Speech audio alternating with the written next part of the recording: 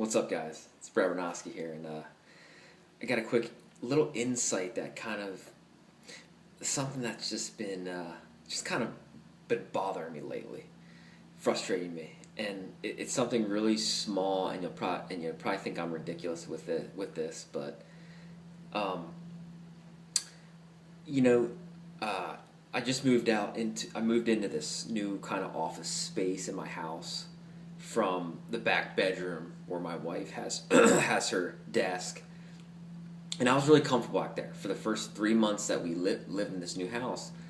I set up back there because I just didn't have my office set up out here. I didn't have a desk, chair, all that stuff, and so like we got the office set up, got the bookshelves back here out here and everything, and ready to go.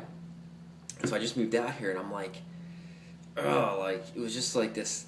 You know how people, like human beings, we get like resistant to change, right? It's like change is hard. The most insignificant, minuscule things, right, can be hard. And it's like for me, where am I being like a control freak?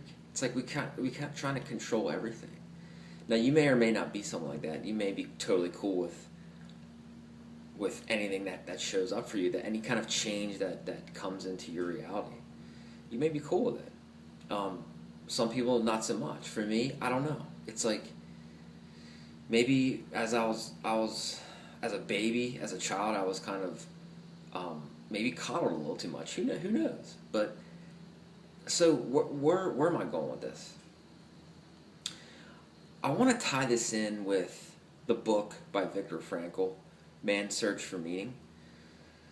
And this man was like, he was in a Nazi Germany concentration camp, and it was by his.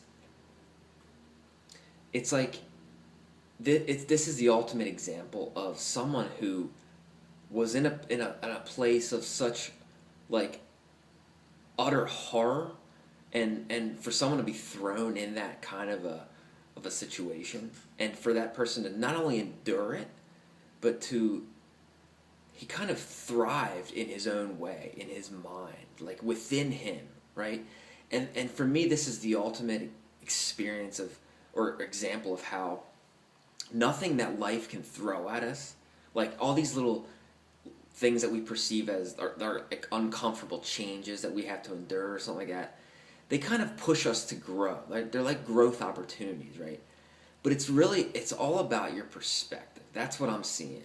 It's like how you look at something.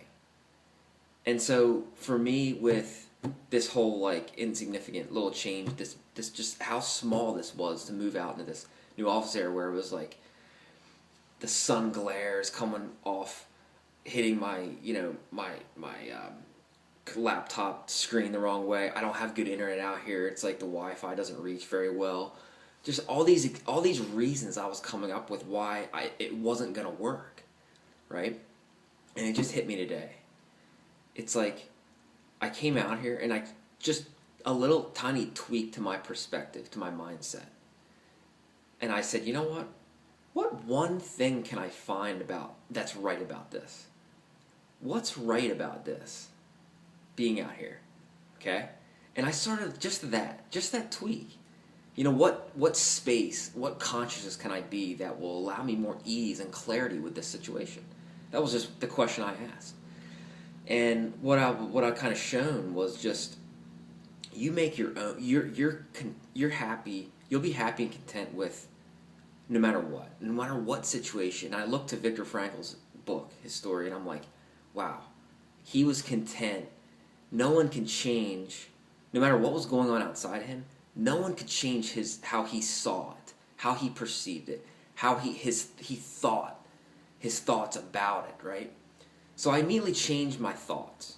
I was like, all right, what's right about this situation? Wow, the sunshine coming in the back window is beautiful. I get to see the sunrise in the morning.